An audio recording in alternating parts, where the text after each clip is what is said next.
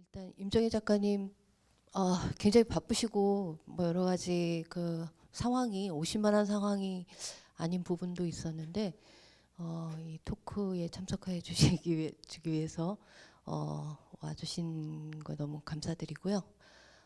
또 이렇게 와주신 관람객 여러분 또 감사합니다. 지금 오늘 보신 이제 작품이 5편이잖아요. 장미도 아닌 데이지도 아닌 또 먼 곳에서 파리 꿈 데이터 그녀들 런던여 이렇게 5편인데 하나하나 물론 이제 그 장미도 아닌 데이지도 아닌은 전주영화제 또 요번에 실험영화제 이렇게 상영이 된 적이 있어서 보신 분들도 있을런지는 모르겠어요. 그래서 이 작품은 아마 전주영화제에서 토크도 하셨고 그래서 얘기가 됐던 부분도 있지만 그 나머지 작품들은 국내에선 처음 소개되는 게 맞죠. 네, 그래서 이 5작품에 대해서 궁금한 점들 일단 제가 먼저 질문을 좀 드리고 그 다음에 관객 여러분들한테도 기회를 드리겠습니다. 임정혜 작가님은 원래 회화를 전공하신 거죠. 네, 네. 그러다가 이제 프랑스로 가셔서 이 영화 아니면 비디오 아트 뭐라고 얘기를 해야 될까요? 네, 영상 작업으로 네, 뭐랄까 변화를 가지시게 된 건데 그 계기가 있나요? 네. 한국에서 안녕하세요. 한국에 불러주셔서 감사해요. 와주셔서 감사하고요. 한국에 있을 때 저는 페인팅을 공부를 했었는데 페인팅을 너무 좋아했지만 어느 순간부터 저랑은 맞지 않다는 거를 느꼈어요. 뭐 이유를 알지는 못했지만 그리고 프랑스로 가게 된 이유는 이제 물리적으로 제가 하던 것에서 저를 떨어뜨리게 함으로써 새로운 것들을 시도를 하려고 그랬던 것인데 그러면서 여러 가지 미디엄들을 많이 시도를 했어요. 그러다 보니까 저한테 맞다고 판단이 되었던 게 그때 깨달았던 게 제가 아틀리에에서 혼자 페인팅을 하는 시간 그림 앞에서 보내는 시간이 저는 고통스러웠다는 거를 알았어요. 밖에 나가서 사람들을 만나고 사람들을 찍고 하는 게 저랑 맞는 방식이라는 거를 나중에 깨달았고 프랑스에 있을 때도 초창기에는 조소 작업, 페인팅 작업을 여전히 조금은 했었고 이제 사운드 인스톨레이션이랑 비디오 인스톨레이션을 자주 하다가 영화 공부를 다른 학교에서 동시에 다니게 되면서 이제 조금씩 변화가 많이 생기게 되었어요. 사운드 말씀하셨는데 직접 그 음악도 그러면 여기도 나오잖아요, 그죠? 네. 그거는 되게 좀 장난스럽게 그냥 혼자 이렇게 컴퓨터로 이렇게 만들어서 넣었어요. 네. 그러면 그 오늘 본 영화에서 끝에 맨 마지막에 본 것부터 좀 얘기를 나누면 어떨까 싶어요. 런던어는 2015년에 예, 그러니까 원래 프랑스에서 공부하시다 잠깐 가 계셨던 그때 사이에 만드신 작품인데 되게 재밌어요. 그 약간 막장 드라마 같은데, 근데 이게 뭐 진짜 본인 이야기는 아니잖아요. 그러니까 저의 삶에 있는 요소들을 재구성을 했죠. 강조된 부분들도 있고 사실 무슨 어떤 작업들을 같이 보여주더라도 결국에는 사람들이 많이 말하는 건 이 작업인 경우가 되게 많아요. 왜냐하면 구미가 당기는 대중적으로 그런 스테레오타입의 이야기니까. 그래서 그런 식으로 재구성을 한 부분도 있죠. 그게 이제 단순히 뭐 그런 통속적인 코드이기 때문에 재밌다기보다는 그거를 이렇게 풍자한다고 해야 되나요? 예, 그 패러디하는 그 지점이 되게 재밌게 느껴졌는데, 근데 그럼 그 사진들은 이렇게 다 이렇게 이렇게 만드신 거죠? 사진들은 사실 뭐 친구들 사진도 있고 남자친구랑 사진도 있고 아버지랑 사진도 있고 뭐 다 섞어서 약간 예, 아 그러니까 예, 가능할 것 같아요. 그렇죠. 아버지와 이렇게 팔짱 끼고 있는 사진도 얼굴 가리면 아무도 모르잖아요. 네. 그죠? 예, 예, 예. 근데 연기도 잘하시더라고요. 그 런던 골목에서.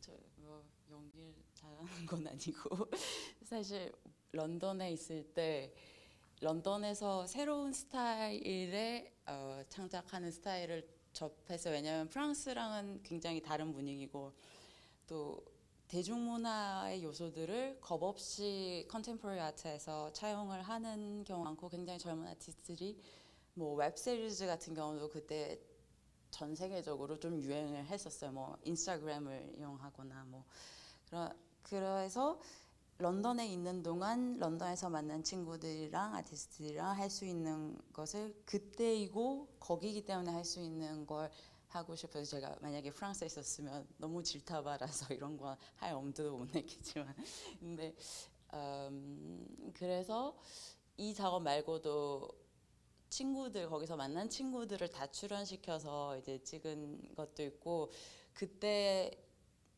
전문 액터가 배우가 아닌 사람들과 저도 전문 배우가 아니고 그런 사람들이랑 뭐를 찍고 작은 것들을 만들면서 그때 저의 현실과 픽션의 경계, 모호한 경계에 대한 관심을 저 자신이 알아챈 것 같아요. 왜냐면 연기를 시켜도 사실 연기가 완전한 연기는 아니거든요. 그 연기하는 non 프로페셔널 배우들이 그래서 그 시점에 네. 그 이게 원래 시리즈잖아요, 그죠? 네. 네, 저희 소개된 거는 두 번째 그 이야기고 그러면 이게 파트가 몇 개인가요? 이게 네 개가 네 개. 있는데 계속 황당무계한 그런 방법들을 내가 런던에서 그 성파피에가 뭐라고 하죠? 불법 체류. 불법 체류를 하게 되고 뭐 돈이 없고 이런데 런던에서 살고 싶다 했을 때 이제 거기서 살아남는 방법에 대해서 굉장히 황당무계한 걸로 이제 계속 제시를 해요. 첫 번째 에피소드에서는 내가 거기서 지낼 수 없다는 걸 알게 되고 방법을 생각을 하다가 플랫마이트 집을 같이 쉐어하는 친구 중에 독일인인데 일본과 혼혈인 친구가 있어요. 켄이라는 남자친구가 이렇게 수염이 있고 머리가 긴 친구인데 그 친구를 보면서 이렇게 생각을 하고 그 친구를 죽여요. 그래서 그 친구의 아이디 카드를 그 신분증을 가지고 그 친구로 살아가는 그런 내용을 제시하고 그 궁금하네요. 그 원래 좀 더 보여드리고 싶었는데 그 작가님이 원하지 않으셔서 이거만 네, 제 2화만 틀었습니다. 근데 이게 사실은 그 이제 그 앞에 영화 L 네, 그녀들 네, 어, 저 하고 파리꿈 데이트 이렇게 다 좀 연결되는 부분이 있게 느껴지거든요. 이제 뭐랄까 어 그녀들 같은 경우도 이제 그 형광색이라고 그런데 이제 뭐 주황색이라든가 이 환경 미화원 분들 이 공사하시는 분들 뭐 이런 분들이 입고 있는 그 옷의 색깔이 하나의 그냥 이제 그 포인트로 식별하는 포인트인 거잖아요. 근데 이제 그 대상에 대해서 우리가 정확하게 알 수는 없는 그런 부분. 또 파리꿈 데이터도 마찬가지로 아키코라는 인물이 누군지 우리가 모르는데 어떻게 보면은 아주 작은 추정할 수 있는 약간의 데이터만 있는 거잖아요. 네. 그러니까 그렇게 보면은 이 세계는 좀 이렇게 연결되는 부분이 느껴지기는 해요. 근데 원래 의도하신 이렇게 만들게 된 일단 그녀들 같은 경우부터 좀 설명을 해주시면 좋겠습니다. 그것도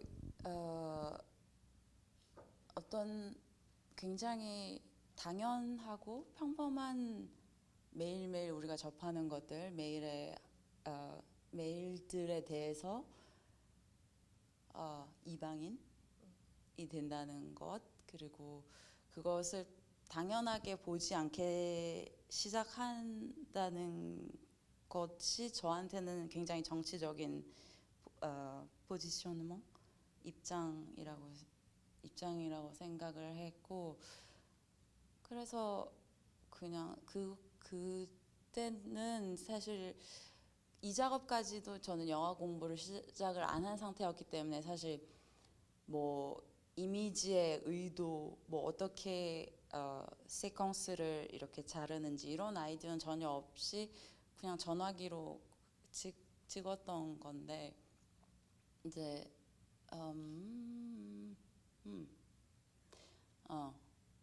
무슨 질문이 뭐예요? 어떻게 해서 만들게 돼? 네, 뭐 같은 질문이 될 수는 있을 것 같아요. 그러니까 왜 굳이 네. 그 형광색이어야 했고, 그냥 우연히 눈에 들어왔겠죠? 네, 너무 많아요. 네, 예, 그 많은 너무 것 중에 많고, 네, 너무 많고 이걸 관찰하기 시작했을 때 사실 관찰하는 걸 이상하게 보는 사람들이 많은 거예요. 그래서 이걸 관찰할 수도 있는 건데 사실 되게 이상할 수도 있는 거잖아요. 이렇게 뭐 그게 경찰이 됐건 파라메딕스가 됐건 뭔가 액션이 굉장히 많이 일어나고 있는데 그 보이지만 보이지 않는 것처럼 지나치는 것들에 대해서 좀 의도적으로 순진한 목소리, 나이브한 시선으로 보는 약간 에세이 같은, 그리고 영상 편지라고 하나요? 필름 레터, 누군지 모르지만 누군가에게 보내는, 어딘가로 보내는 그런 레터인데, 그 제목을 다 보면, 지금 작업을 제목을 보면 장미도 아닌 데이지도 아닌 뭐 그녀들 먼 곳에서 뭐 런던어 이런 제목만 봤을 때도 사실은 제목이 포함하는 것에 어디에 출발 지점과 도착 지점과 어디에 사이에 존재하거나 아니면 어떤 것에서 거리가 있는 그런 내용이 포함이 되어 있는 것 같아요. foreigner만이 아니라, 외국인만이 아니라 stranger, 이방인이라는 거, 그리고 identity, 그리고 불확정성, 모든 것에 대해서 의심해 보고자 하는 것, 그런 의도들이. 근데 아무래도 그 이방인과 같은 그런 관찰자 지점이 사실은 만약 계속 한국에 계셨다면은 달랐을 것 같아요. 근데 또 파리에 계셨었기 때문에 그러니까 자기 나라가 아닌 곳에 있을 때의 그 느끼는 거는 또 다르잖아요. 그런 게 느껴지는 것 같아요. 이게 늘상 그뭐 있는 이곳에서의 지리멸렬한 어떤 그런 하루하루에서의 뭐 어떤 날 어떤 순간을 보는 것과 또 체류증을 계속 갱신해야 되는 고통을 받으시면서 그 파리에 머물다가 그 눈에 들어오는 것들을 이렇게 포착할 때하고는 좀 다를 것 같긴 해요. 예. 근데 이 한 가지 파리 꿈 데이터의 같은 경우에 아키코라는 이렇게 일본 여자분, 이 실존 인물인가요? 전혀 아니고 파리 꿈 데이터는 그때 제가 영어 공부를 시작을 하면서 영상 매체에 존재하는 굉장히 예전부터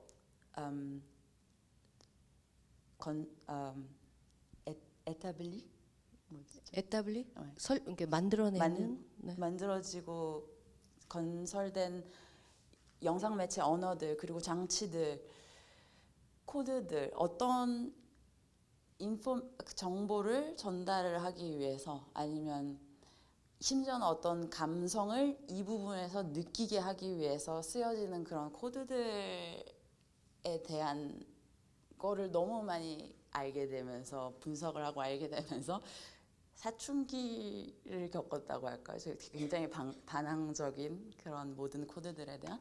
그래서 저는 하다가 보니까 굉장히 불투명한 것을 만들게 됐어요. 그렇게 할 수밖에 없었어요. 그러니까 의도적으로 허술하고 신뢰할 수 없고, 그리고 또 보이스 오버나 아니면은 텍스트, 영상 매체에 쓰여지는 그런 단어들, 말해지거나 적혀진 그런 단어들이 가지는 힘이 굉장히 많잖아요. 사실은 어디에서 오는지도, 그리고 형상도 없는 그런 정보가 권력을 굉장히 많이 가지고 있는데, 그것에 대해서도 스스로 이제 권력을 좀 박탈하는, 신뢰가 가지 않는 그런 건데, 사실 내용 자체는 파리뿐만이 아니라 모든 곳이 그렇죠.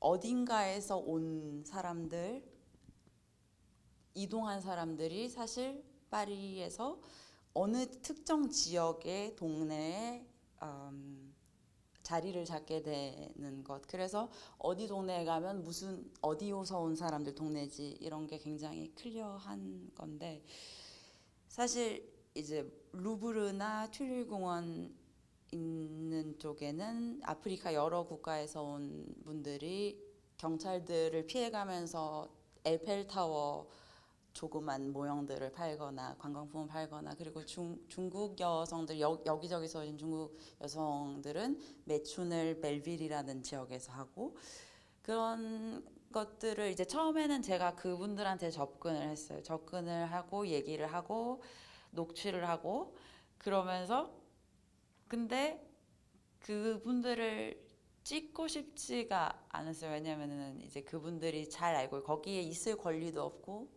하고 있는 일을 할 권리도 없고, 그래서 제가 그분들을 노출시키지도 않았고, 그래서 고민을 하던 끝에 완전히 그냥 불투명한 것을 해버렸어요. 사실 아무것도 해결되지는 않고 아무것도 우리한테 알려주지는 않는 것들인데, 별로 사실은 연관이 없는 이미지들, 뭐 소리들, 요소들을 가지고 굉장히 불확실한, 불투명한 그런. 그렇다면은 그런 약간 섹슈얼한 이미지들은 그러니까 뭐 인터넷에 떠돌아다니는 네, 그런 것들이죠. 네, 이렇게 네, 해서 만들어낸 가상의 네, 어떤 인물과 네, 같은. 네. 네. 그러면 이제 장미도 아닌 데이지도 아닌 같은 경우는 또 할 얘기들이 되게 많을 것 같아서 예. 그 다음에 이제 먼 곳에서를 좀 얘기를 했으면 좋겠는데요. 이거는 이제 니스 해변에서 그때 이제 니스에 계실 때인 네. 거죠. 네. 예. 그리고 이제 그 세월호 예. 네. 그런 게 일어났을 네. 때이고, 그러면 이제 먼 곳에서 그 소식을 듣고 네. 우연히 본 이제 광경을 네. 또 찍으시게 된 건가요? 저는 네, 그때가 저 삶 중에서 처음이자 마지막으로 TV가 집에 있었던 시절인데, 그때 저는 그 매일 아침에 BBC 뉴스를 틀어놓고 있었는데, 그 해외 뉴스에서 제가 봤을 때 말도 안 되는 소식이 내 나라에 일어나고 있는 것을 이제 거기서 보고, 뭐 인터넷으로 보고, 그렇게 하면서 제가 사실 살고 있던 동네, 니스에 살고 있던 동네가 바닷가에 있는 동네였고, 굉장히 관광객이 많은 동네, 성당이 뭐 3개가 저희 집을 둘러싸고 있고, 종소리, 음악 소리, 아이들 소리, 바다가 굉장히 가까워서, 뭐 그리고 비행기도 굉장히 낮게 나는 지역이고 해서 소리가 굉장히 많았어요. 그래서 그때 제가 저 자신을 저 자신이 있었던 환경과, 그리고 결국은 숫자로 줄어들 수밖에 없는 사람들, 이 사건에 있었던 사람들, 그 소식들을 위키페디아에 정리되어 있는 그것을 이제 읽으면서도, 한국에서 NG라고 그러죠. 약간 베티지약, 그 잘못 읽는 것도, 이런 것들을 그냥 그대로 읽으신 그대로 거죠. 두고, 그게 사실은 뭐 제가 굉장히 좋아하는 아티스트이자 감독이고 친구인 벤 리버스 같은 경우에도 굉장히 자기 친구들한테 뭐 읽게 시키고 친구들이 틀렸는데 친구들은 그걸 벤이 자르고 쓸 줄 알았는데 약간 다 놔둬서 나중에 너 왜 그랬어 이런 것처럼 저도 파리 꿈데이터도 마찬가지로 계속 이렇게 반복을 하는 것을 많이 쓰고 틀린 것을 계속 두고 제가 어떤 주제를 다룰 때 그 주제의 사실은 중대함이나 고통스러움이나 그런 주제를 다룰 때 의도적으로 심리적 거리나 그리고 피할 수 없는 지리적 거리나 이런 것들이 계속 작업에는 계속 일관적으로 좀 묻어나는 것 같아요. 이제 먼 곳에서 같은 경우는 되게 단순하잖아요. 그냥 계속 이렇게 다이빙하는 아이들 이제 니스 해변에 그리고 이제 끝나고 나서도 계속 그 사운드가 해변에 이제 소리가 들려서 아주 단순한 방법으로 그 비유 아이러니를 표현한 것 같아서 개인적으로 되게 좋게 본 작품입니다. 근데 이게 원래는 설치잖아요. 투 채널 네. 어떻게 설치를 하셨었어요? 사실은 이제 커다란 어두운 전시실에 프로젝터로 아이들이 다이빙하는 비디오가 커다랗게 벽 전체에 영사가 되고 그리고 그 앞에 전시실 중간쯤에 거기에 스크린을 수직적으로 세로로 수직으로. 긴 그 스크린에 프롬프터처럼 뉴스나 이런 데서 왜 읽으라고 쓰여진 그것처럼 이제 제가 읽는 대사가 틀린 것까지 다 이렇게 나와요. 그래서 이 목소리가 사실 이 텍스트를 따라서 읽는 건지 아니면 텍스트가 이걸 기록을 하는 건지는 순서는 모르게 그렇게 나오고 사실 그 전시실의 향을 모노이 오일이나 코코넛 오일 향 같은 게 이렇게 분산 이렇게 나도록 그런 식으로 설치를 했었어요. 네, 이 작품은 전시로 보는 게 더 좋을 것 같긴 해요. 네, 근데 뭐 그래도 극장에서 볼 기회를 드리고 싶어서 저희 이제 상영 프로그램으로 넣었었습니다. 일단 또 장미도 아닌 데이지도 아닌 신작이죠. 네. 지금도 이제 작업을 또 신작을 만들고 계시는데 일단 장미도 아닌 데이지도 아닌을 좀 얘기를 해보겠습니다. 일단 이 작품이 어떻게 보면 또 임정혜 작가님을 알게 해준 작품이기도 하고 저한테도 또 전주영화제 가서 본 게 계기가 돼서 또 다른 작품이 궁금해진 그런 면도 있으니까는요. 왜 그러니까 저희가 습관적으로는 시각 장애인이라고 얘기를 하지만 어쨌든 시각이 아닌 다른 기관 몸의 기관을 통해서 감각을 통해서 세상을 바라보거나 느끼는 사람들에 관심을 가지시게 된 건지 또 말씀해 주세요. 제가 이게 처음부터 여기 정말 본질적으로 관심을 가지게 된 계기는 사실 저의 개인적인 경험 때문인데 제가 태어났을 때 아무도 제가 눈이 잘 안 보인다는 걸 몰랐어요. 8살까지. 저 원시 근시? 멀리 있는 건 전혀 안 보이고 난시도 굉장히 심했었고 그래서 모든 것이 흐리게 보였는데 그래서 저는 세상을 그렇게 만났으니까 그런 거라고 저는 당연히 알고 있었고 다른 식으로 본다는 거는 상상을 못 했었어요. 근데 8살 때 학교에서 검사를 하고 사실 눈이 엄청 나쁜 거예요. 그래서 안경을 이만한 걸 줘서 키니까 그때 또 이렇게 볼 수도 있었구나. 사람들을 이렇게 봤구나. 그걸 알게 됐었는데 그러면서도 사실 저는 안경을 잘 안 꼈어요. 왜냐하면 저는 사실 흐리게 보는 게 더 재미있어서. 왜냐하면 흐리게 보면 뚜렷하지 않으니까 제가 상상할 수 있는 범위가 훨씬 넓어지기 때문에 그거를 저는 좋아했었고 그러면서도 사실 이제 시각 예술을 하는 사람으로서 내가 보지 못하게 된다면은 내가 하는 시각 예술은 뭘까? 어떻게 나는 또 나를 오거나이즈를 해서 창작을 하게 될까? 그리고 눈이 보이지 않는 사람들에게 시각 예술이라는 건 무엇일까라는 생각을 하면서 제가 파리에서 공부를 해서 시각 장애인이라고 말 쓰기는 정말 싫어요. 근데 그렇게 사람들이 부르는 게 짧고 편리해서 그렇게 부르는데 사람들이 그분들을 대상으로 미술관 전시 투어를 해드리거나 아니면 여러 가지 공연 투어를 해드리거나 이런 공부를 하고 그렇게 일을 했어요. 자원봉사를 하면서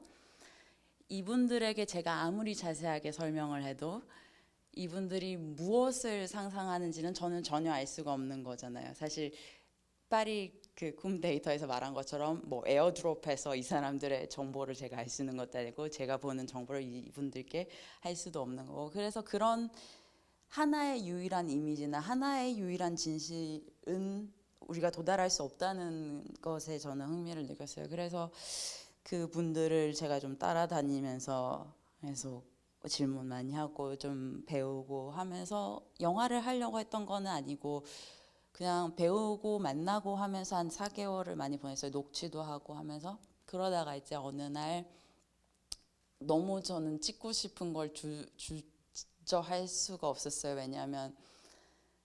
왜냐하면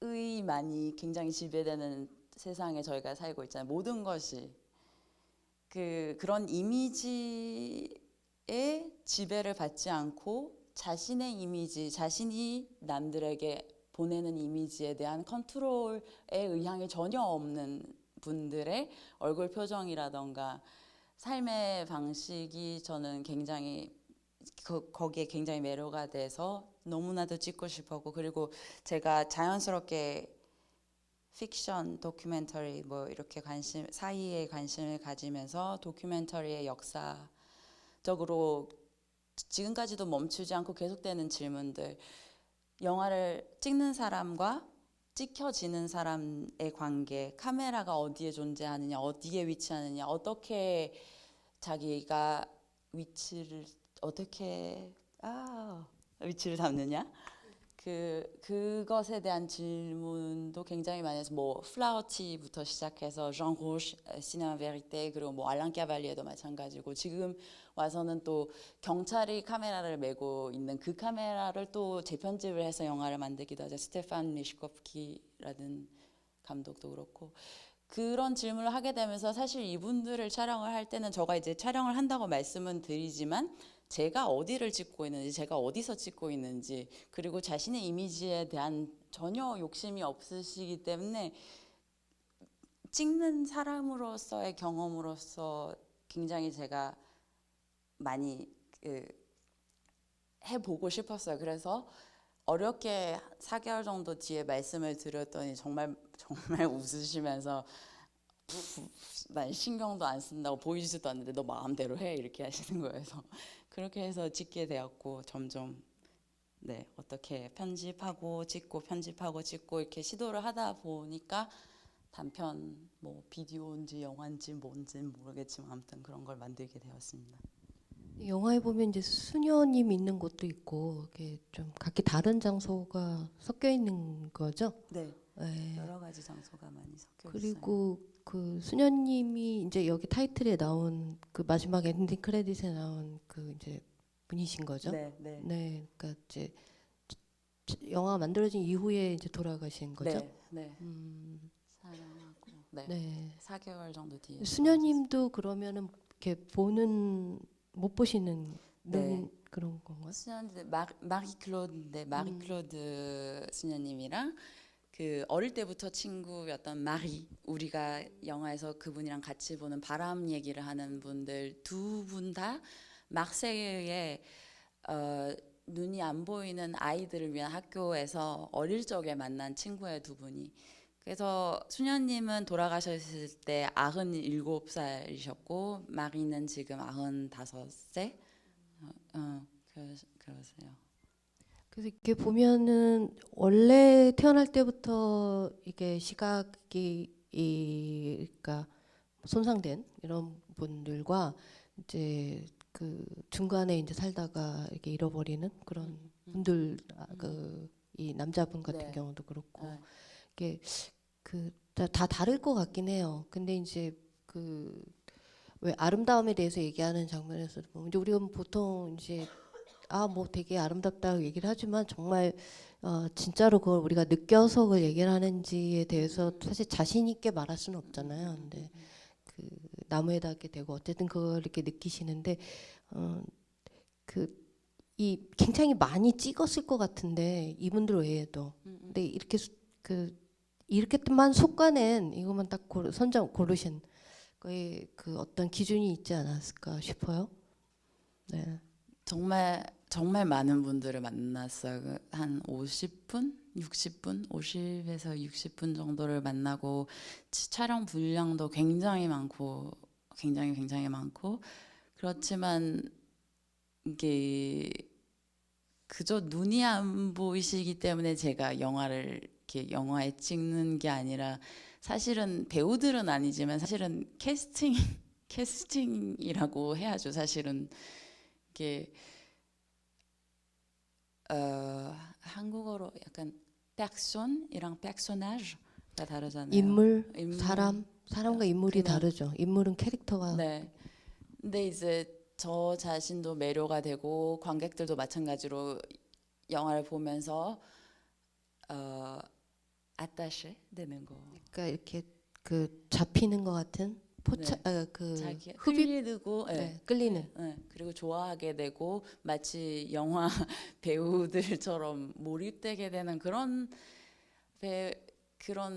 배우들은 아니 그런 분들 마음이 잘 통하고 제가 찍으면서 말씀하시는데 굉장히 놀랐던 순간들이 많아요. 경이롭고 굉장히 험블해지는 겸손해지는 그런 순간들, 그런 강한 제가 감정을 받았던 분들이랑 결국은 계속 만나서 작업을 했어요. 근데 사실 영화에 보면서 드는 그 생각 중에 하나는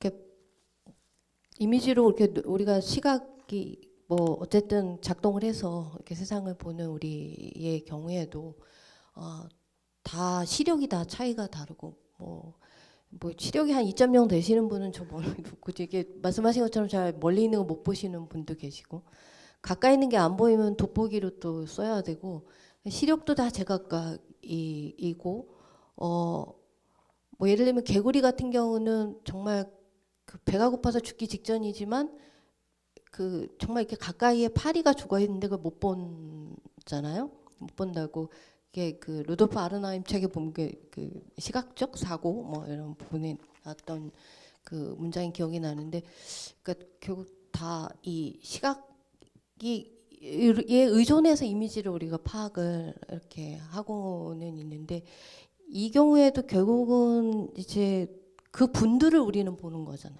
말씀하신 것처럼 그 사람, 그 인물들을 우리가 바라보게 되다 보면 그게 뭐랄까 저희가 갖고 있는 어떤 통념들, 시각 장애인이라는 통념과 섞여가지고 뭔가 그 이 좀 어떤 왜곡된 그 각자가 그게 결국 진실에는 다가갈 수 없는 그냥 나름대로의 생각들이 생기지 않을까 하는 그런 생각이 들긴 하더라고요. 그래서 결국 쉽지 않은 작업인 것 같다는 생각도 들고. 시작할 때 뭐 정해진 가정 같은 것도 없이 저도 이제 알아가고 공부한다는 생각으로 계속 진행을 했었었고 지금도 뭐 이걸 하고 나서 어디에 도달했다는 생각도 없어요. 그러면서 사실 이 5개 작업이 굉장히 달라 보이지만 사실 제가 봤을 때 제가 이렇게 프로그램을 짜주셔서 제가 그게 계기가 됐어요. 이거 제가 이해를 하는 게 계기가 된 게 이걸 전에 했기 때문에 이걸 하게 됐고 이걸 했기 때문에 여기 왔고 저의 과정을 제가 이해를 하게 됐는데 사실은 찍을 수 없는 것을 찍는다는 게 저의 공통점인 것 같아요. 사실은 사실은 제가 말하고자 하는 거는 필름에 찍히지 않는 거거든요. 그러니까 보이지 않는 거. 네. 그리고 사실 뭐 눈이 뭐 다들 다 다르게 보이지만 사실 안경을 끼는 것도 이렇게 하면 과장된 건데 폭력적인 건가? 왜냐하면 모든 사람이 다를 수도 있는 건데 왜 어떤 기준에 도달해야 하느냐? 네. 안경도 표준화가 돼 있잖아요. 네. 이게 사실 무서운 거죠. 이게 네. 어떻게 보면 되게 잘못된 거일 수도 있어요. 그럴 것 같아요. 이거 좀 과장하는 건데. 그러고 왜냐하면 그리고 인간이 지금 현재로 발달한 게 언제나 소수와 다수의 질문이 있는 거고 다수의 사람들이 어느 정도로 보기 때문에 세상이 이거에 맞춰서 돌아가는 건데 사실 인류라는 게 두더지처럼 발전을 했다고 생각을 하면 시각이 그럼 이 세상은 전혀 이렇지 않게 생겼을 테고 이렇게 뭐 높은 빌딩이나 뭐 이런 식으로 구성이 되지 않았을까요? 그래서 모든 게 가능한데 다를 수도 이런 게 아닐 수도 있었는데 이거가 진짜이고 이렇게 해야만 고집하는 것 저는 그거에 반대하는. 네, 그래서 지금 이 장미도 아닌 데이지도 아닌에 이어지는 장편을 지금 만들고 네. 계시잖아요. 그래서 되게 기대가 많이 되고 지금 말씀하신 그런 것들이 다 녹아나는 작품을 바라게 되네요. 일단 사실 시간이 많지가 않아가지고요. 관객 여러분 질문을 좀 받아야 될 것 같아요. 질문 있으신 분? 이거 넌도너 있잖아요. 그거 이하만 봤는데 그 이어지는 걸 좀 궁금하거든요.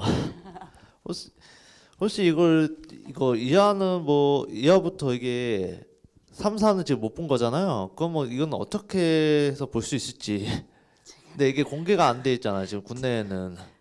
그래가지고 제가 링크를 보내드릴게요. 연락처 주세요. 네 고맙습니다. 그 웹페이지에다가 공개하시면 안 될까요?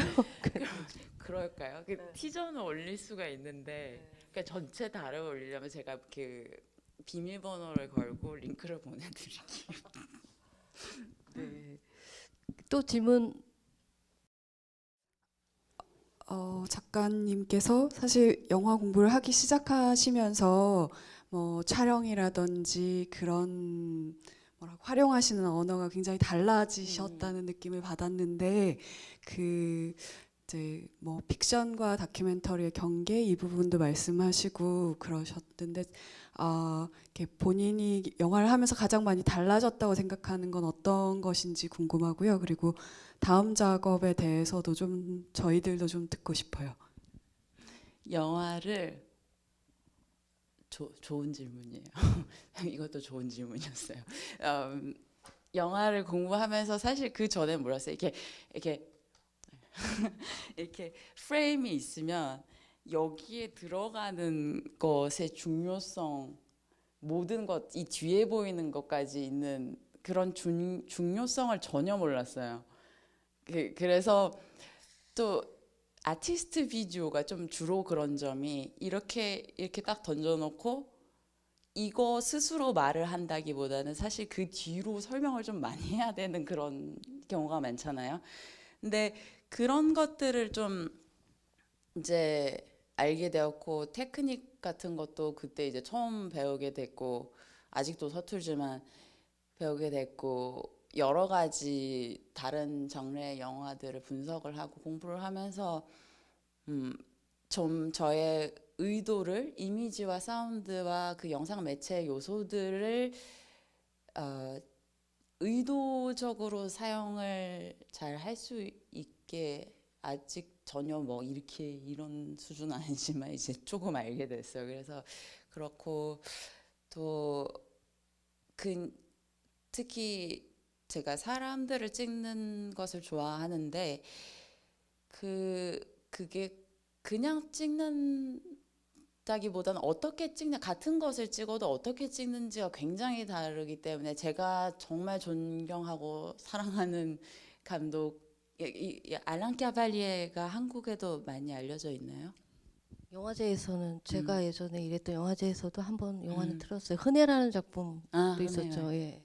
알랑 까발리님 님 같은 경우에는 감독님 감독님 같은 경우에는 예전에 뭐 극 작업도 많이 하셨어요. 뭐 캐트린 드너브랑도 극 작업도 많이 하셨는데 굉장히 큰 버짓으로 막 팀이랑 이렇게 찍고 하시다가 필름 시대가 간 건 아니지만 디지털 시대가 오고 작은 카메라 혼자서 찍을 수 있는 카메라가 오면서 그분은 아직도 극 작업을 가끔씩은 하세요. 근데 혼자서 찍는 팀 없이 찍는 다큐멘터리를 많이 찍으시는데 그분 영화를 보면은 정말 평범한 사람들을 찍으세요. 정말 평범한 사람들을. 근데 너무 숭고하고 너무 아름답고 눈물이 날 정도로 아름다워. 어떻게 사람들을 찍는지 보면 예를 들면 르 까라바ge라는 영화는 한 말 이름이 그 말의 이름이 르 까라바ge인데 그 말이 이제 공연을 준비하는데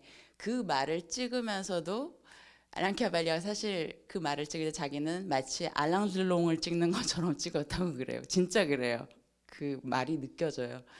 그래서 그런 것들을 많이 배웠죠. 그래서 이제 저가 작업을 할 때도 그걸 의식을 있게 작업을 하려고 하고 다음 작업은 에 대해서 말씀드리자면 지금 처음 보신 장미도 아닌 데이지도 아닌을 좀 에스키스로 삼는 듯한 장편인데 이제 1시간 내외 정도가 될 것 같아요.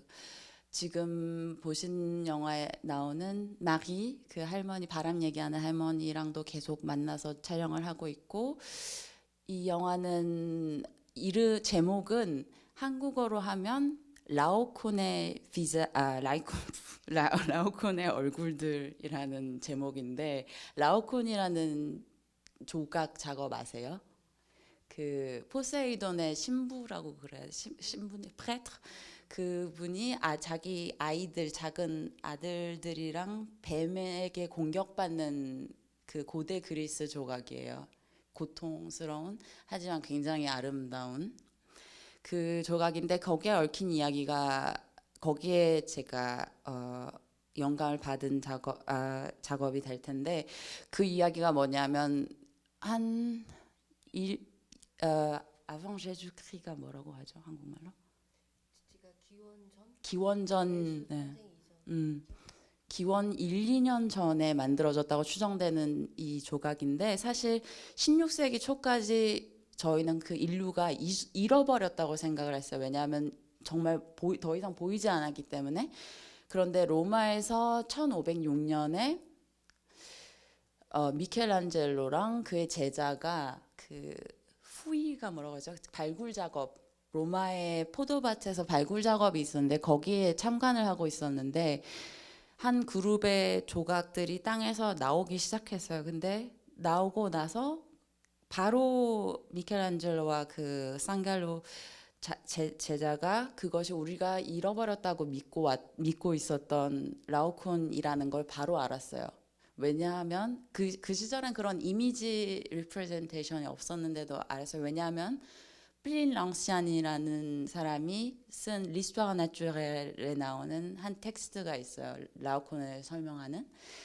그 텍스트를 읽었기 때문에 한 번도 보지 않고 어떤 것을 알아본 거예요. 그래서 이 이야기에 영감을 받아서 하는 작업이고 3가지의 챕터가 뭐 챕터로 나누어지지 않고 완전 이렇게 entremêlé 섞이는 네, 뒤섞이는 뒤섞여서 하나의 내러티브를 형성을 하는 이야기 될 거예요. 한 챕터는 루브르의 그 콩세르바토가 뭐죠?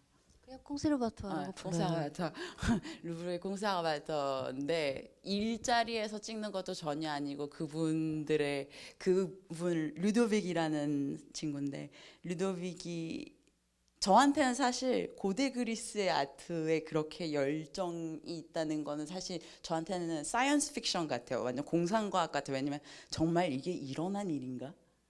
정말 있었던 것인가? 너무나 오래된 거기 때문에 그 한 남자 파리지안 남자가 오늘을 살아가는 사람으로서 그 사람의 일상을 따라가면서 이제 라오콘이라는 것이 이제 영화의 흐름에 따라서 퍼즐처럼 이제 보여주진 않고 나타나는 형식, 그리고 마리가 제가 나중에 최근에 알게 된 건데 몇십 년째 한 번도 만난 적도 없고 목소리도 들은 적이 없는 사람들과 편지를 주고받아요. 친구들이에요. 목소리도 몸도 형상도 없는 친구들. 그런 우정과, 그리고 세 번째는 한 커플인데 태어날 때부터 눈이 보이지 않는 남자와 그리고 알비노인 여자분의 커플이에요. 그래서 그 여자분이 알비노라는 사실은 사실 이 남자한테는 아무 알 수도 없는 거예요, 사실은. 그리고 그 커플한테는 제가 좀 운명을 줄 거예요. 어떻게 하는 디렉션을 줄 거예요.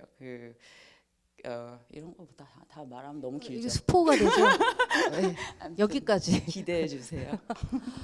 생각보다 되게 복잡하고 네. 좀 큰 프로젝트 같은데 돈도 좀 많이 필요할 텐데 후원 뭐 지원을 좀 받으시는 거죠? 지금 크라우드 펀딩 하려고 지금까지 얘기한 거예요. 그 모나코 현대미술관에서 제작 지원을 해주고요. 그리고 빌라 악송이 이제 제가 그 장미에도 데이지도 아니니 거기서 이제 프로덕션이 된 건데, 제가 공부를 했던 학교거든. 국립예술학교인데 니스에 있는, 거기가 이제 국립 현대미술센터기도 해서 거기서도 이제 파트너십이 있어서 니스에서도 제가 촬영을 많이 할 거기 때문에 레지던시 프로그램으로 뭐 이제 스튜디오 같은 거, 사운드 스튜디오, 편집 스튜디오를 쓸 수 있게 그런 식으로 도움을 받고, 이제 센세라고 프랑스에선 영화계에 대한 지원이 굉장히 여기저기 많아요. 서류는 뭐 이만하게 내야 되는데 거기에도 이제 물어보고, 아티스트 파운데이션 같은 데도 이제 돈을 찾고 있고 그러는 중입니다. 이렇게 장미도 아닌 데이지도 아닌처럼 그 어떤 주제를 가지고 이렇게 그 좀 파고드는 이런, 어떻게 보면은 다분히 좀 심각할 수도 있는 그런 작업도 좋지만 또 한편으로 이렇게 런던어처럼 이런 뭐 약간 그 뭐 사이언스 막장 드라마 같은 식의 느낌을 또 뭐 하나 만드시면 재밌을 것 같은데요? 그런 것도. 저 사실 장미도 데이지도 아닌도 만들고 나서 이거 나같지 않은데 약간 이런 느낌이 있긴 있었어요. 근데 저 나름대로는 되게 유머러스한 부분이 있긴 있어요. 근데 사실은 이게 완성되기 전에 여러 가지 버전이 있었는데, 장미도 아닌 네, 게 네. 여러 가지 버전이 있었는데 사실은 훨씬 더 펑키한 거였어요. 원래는 그때 제가 그 클레어 드니 감독의 모 트라바이, 한국 제목을 모르겠는데 한국에서는 그것도 그냥 보트라바이로 나왔나? 뭘로 보트라바이요. 나왔지? 드니 라방이 그 주연하는 외인 부대 네. 얘기죠. 네, 거기 그 영화 보셨어요? 보신 분들도 있으실 것 같아요.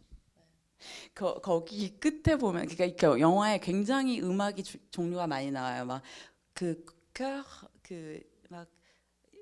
노래 제목 기억 안 나지만 막 네. 이런 종교적인 음악 이런 거 나오고 되게 클래시컬한 것도 나오고 하는데, 마지막에 그 플랑 세퀀스로 드니 라방이 혼자 막 춤을 추는데 그 음악에 This is the rhythm of the night. Oh yeah. 네, 이게 그 음악은 저희 여기 그 디어 시네마에서 맞아요. 틀었던 베아트리스 깁슨 맞아요. 영화에도 그 음악이 나오죠. 춤추죠. 맞아요. 그게 저는 너무 좋은 거예요. 그래서 사실 그런 스타일의 음악도 넣었었어요, 처음에는. 그리고 막 더 좀 약간 이런 느낌이었는데 결국은 이렇게 끝났는데, 네, 다음에는 좀 네. 더 제가 장편을 기대를 해볼게요. 네, 그럴 네. 수 있을 것 같아요. 그럴 만한 좀 여유가 생길 것 같아요. 아무튼 다음 작품 기대되고요. 또 저희 필름앤미디어에서 또 상영할 수 있는 기회가 됐으면 좋겠고, 사실은 정말 이 임정혜 작가님이 그 오실 수 있을런지가 확실하지가 않아가지고 좀 많이 애를 좀 태웠었고, 근데 어쨌든 다행히 오셔서 이렇게 토크를 진행하게 됐는데 시간이 사실 많지가 않아서 좀 아쉽네요. 더 많은 얘기를 나눌 수 있을 텐데 9시까지 미술관이 네, 여는 탓으로 이야기는 네, 여기까지 해야 될 것 같고요. 네, 아무도 질문 없어요. 마지막. 혹시 정말 마지막으로 꼭 나는 질문해야 되겠다는 분, 네, 딱 5분 안에 지금 질문과 대답을 이어가겠습니다. 아, 예. 영화 너무 재밌게 잘 봤고 너무 인상적으로 잘 봤습니다. 사실 그 제가 뭐 세월호를 먼저 봐서 그런지 노란 조끼가 나올 때 제가 파리에 있진 않아서 몰랐는데 그때 그냥 소식으로 듣기에 노란 조끼 무슨 그런 시위도 많고 이랬다고 해서 굉장히 약간 정치적인 이슈랑 연관이 돼 있었나라고 그냥 의문이 들었었는데 그런 사회적인 이슈에 어떤 영향을 받거나 아니면 그거에 대해서 그게 연관성이 있는 건지 아니면은 아까 말씀하신 대로 그냥 이방인의 눈으로 그냥 봤던 단순한 현상들의 모임인지 그게 궁금합니다. 맞아요. 되게 재미있게 됐어요. 왜냐하면 그 작업은 2016년 작업이고 노란 조끼 운동은 뭐 되게 작년 말부터 파리에서 뭐 그리고 프랑스 각지에서 있었던 일인데 이게 일어나고 나서 막 갤러리스트 친구들이 야 웃기다 막 노란 조끼 있는데 너 작업에 그런 거 많잖아 막 한 번 더 보여줄까 막 이런 그런 그래서 뜻하지 않은 근데 저한테는 그런 이방인이라는 위치를 선택한다는 것 자체가 그 시절에 뭐 노란 조끼랑은 상관없이 알 수도 없었지만 그거 자체가 정치적인 거였고 제 작업이 뭐 정치적인 뭐 누가 어떻게 부르던 건 저는 신경 안 써요. 근데 그 정치적인 주제를 이렇게 직접적으로 다룬다고 해서 정치적인 작업이 아니라 제 생각에는 사실 작업이라는 거는 그 작업은 내가 보여줬을 때 이게 끝났을 때 맞춰지는 게 아니라 사실은 이제 관객에게 그게 전달이 됐을 때 관객의 안에서 그게 완성이 된다고 생각 각자 그래서 뭐 그게 어떤 정치적인 것에 대한 의문이나 뭐 어떤 생각을 가능하게 한다면 그거는 정치적인 작업인 거고 뭐 그런 것 같아요. 뭐 질문에 제가 답을 잘 했는지는 모르겠는데 늘 약간 이렇게 네, 정말 이제 네, 일어나야 될 시간인 것 같습니다. 아쉽지만 네, 오늘 토크는 여기까지 진행하겠습니다. 와주신 관람객 여러분들 감사드리고 임정희 작가님한테 박수 부탁드려요. 감사드립니다. 와주셔서.